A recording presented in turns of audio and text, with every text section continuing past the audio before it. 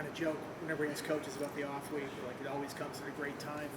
That said, does this come at a great time for you guys with how beat up you've been? If it would have come 3 weeks ago, it would have been a great time. But right now, it's an extremely good time. I mean, to your point,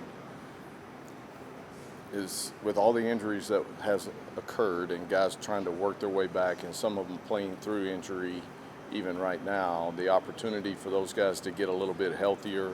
In addition to that, we've had to play a lot of young guys. And out of those young guys, those guys getting the opportunity for things to slow down a little bit and catch their breath, kind of get back to some of the fundamentals and the technique things. It's been really good for that part of it. And then, just emotionally, what everybody has gone through, it's not just the physical presence of what we've gone through, but the mental part of it. And for these guys, it's been a great time for that. How do you change up the schedule this week in terms of who gets the most reps, who gets a rest, and does that work? Normally in your bye week, at least in my background, you did a little bit of good on good. You went back to the fundamentals and some of the drill work parts of it, and then you let your young guys get quite a bit of work. A lot of those guys have been playing on scout teams, and you gave them an opportunity to get good offensive and defensive work, and then get back into the flow of it. With us, that scenario is a little bit different. So, we've done some good on good work. We've also tried to use it as an opportunity to get a little bit ahead on Cal. And so we've kind of mixed and matched a little bit as we've gone through that. What have your conversations been with those younger players about redshirting? I was like, hey, we need you. Don't worry about redshirting. Yeah, we need everybody in that room. And we've had a lot of guys step up. A lot of guys have been playing really well. Young guys have stepped up and played well. And, I think the overall morale of the team, those guys have been playing extremely hard. They've been relentless about their work. The attitudes have been good. We had good attitudes this week at practice. Can't say enough about our leadership and those young guys stepping up and being anxious to get on the field and contribute and try to help us go find wins.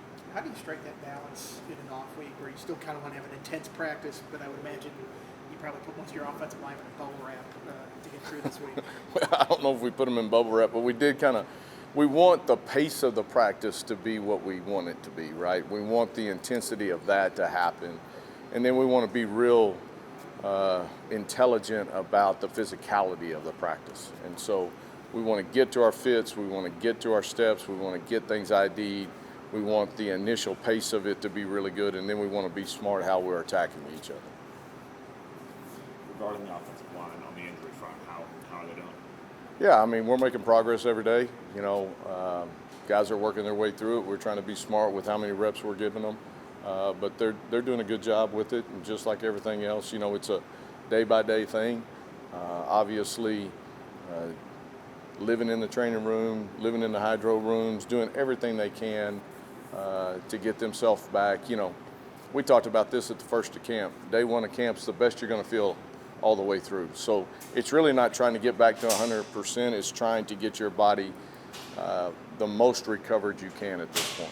I think it's 30 days now since you took over on an interim basis. I think that's when the portal window closes. Do you feel comfortable that this roster is what it will be for the rest of the year, or is that always going to be sort of in the back of your mind? The one thing I will say is we got a lot of guys in the room that are well connected. They're fighting for each other. They're invested in each other. And that's been really, really good to see. Our conversations like that, could they still happen? Obviously they could, but at this point I feel good where we are.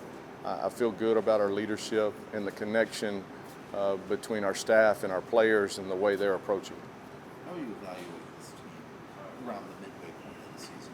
I think we're a team that has been through a lot of adversity on both sides of it.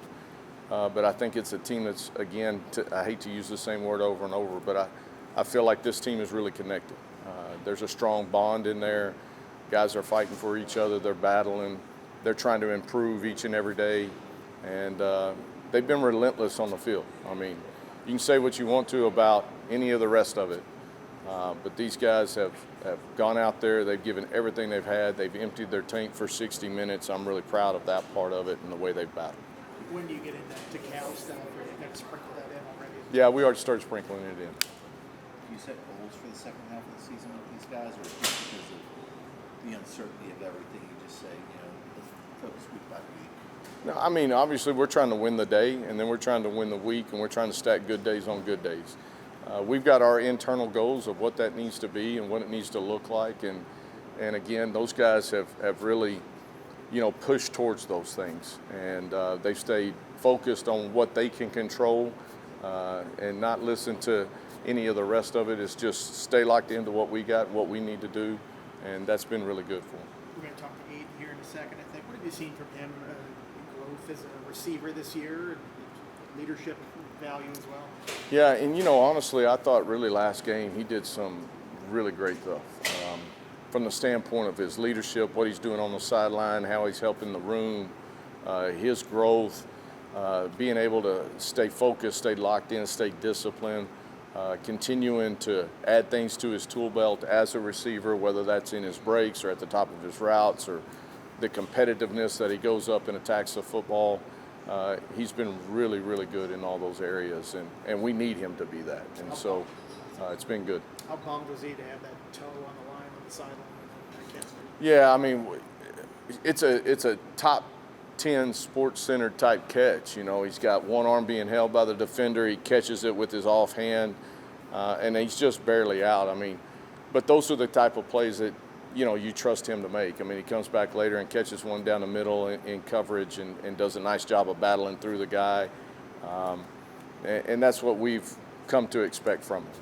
Has he been one of those leaders who stepped up in the 4 weeks that you've been in charge? Absolutely. He's done a great job of that. He's taken on more of a leadership role. He's been more vocal.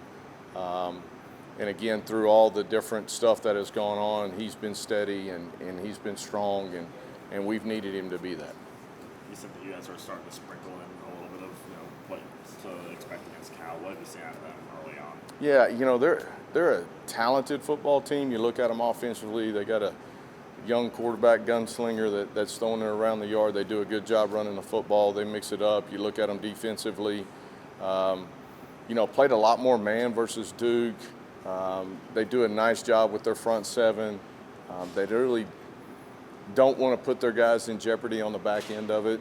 Again, they played a little bit more man versus Duke, so we'll see how they play North Carolina. But they're an extremely talented team. They're a tough team. They're battle-tested in that sense. And so we know we're going to have our hands full, but we're looking forward to the opportunity to get back into Lane Stadium on a Friday night and have the fans out and it be a festive atmosphere.